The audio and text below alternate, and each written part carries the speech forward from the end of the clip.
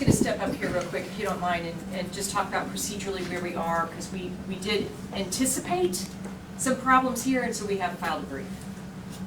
So following up on what Jean says, and sort of in conclusion, Jean wanted to hold this press conference to make sure that the public was calm about where we are.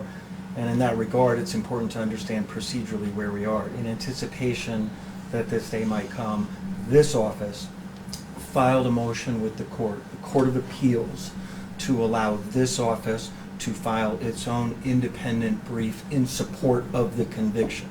That motion to file that brief and the brief has been accepted.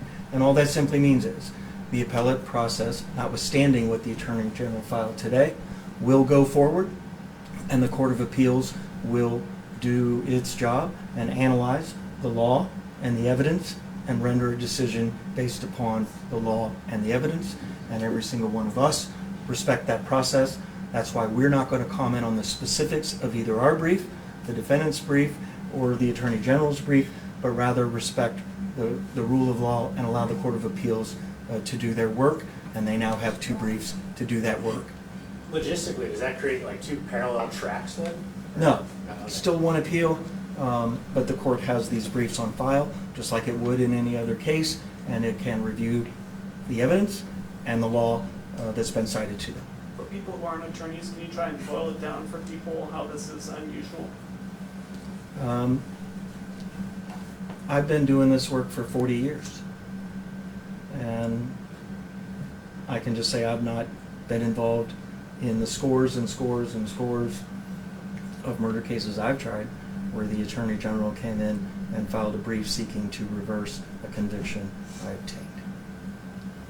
But as Jean says, the fight is there because now there are competing briefs on file, and everybody here respects the rule of law and the Court of Appeals to do the work that they now need to get about doing. And I'm sure they'll do that. Just to double check and to clarify, both briefs were filed in the Court of Appeals. Yes, ma'am. I just wanted to double check. I think that was, because it's unprecedented and it was late today, I wanted to make sure that even though it's out of what you all are used to, it was filed within the... Our brief was filed even weeks before and was accepted. We were just waiting for officially what the Attorney General was going to do, which we learned this afternoon. And so for those that aren't aware, once these are both filed, what happens next? Is this lengthy? Could this be sometime before any decision is made? It will be months before a decision is made. I would expect that the court will make a decision about oral argument. In some cases they grant it, in some cases they don't. That'll be up to the Court of Appeals. The court will then hear argument, review the briefs, and then render an opinion.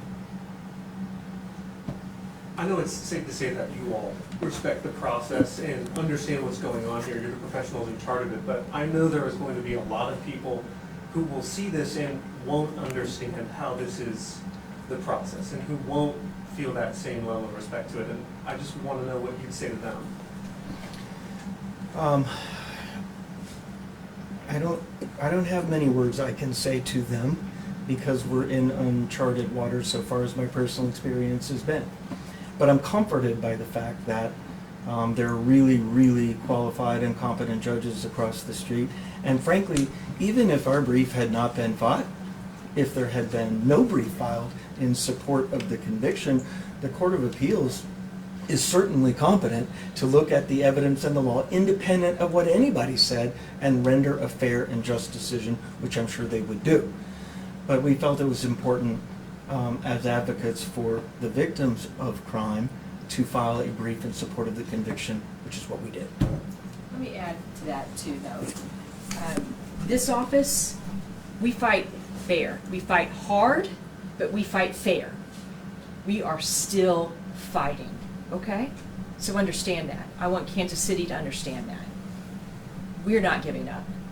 We're not giving up. Because we believe in the rule of law. And we believe the rule of law applies to all of us, everybody in this room. Nobody is above the law, nobody's below it. Okay?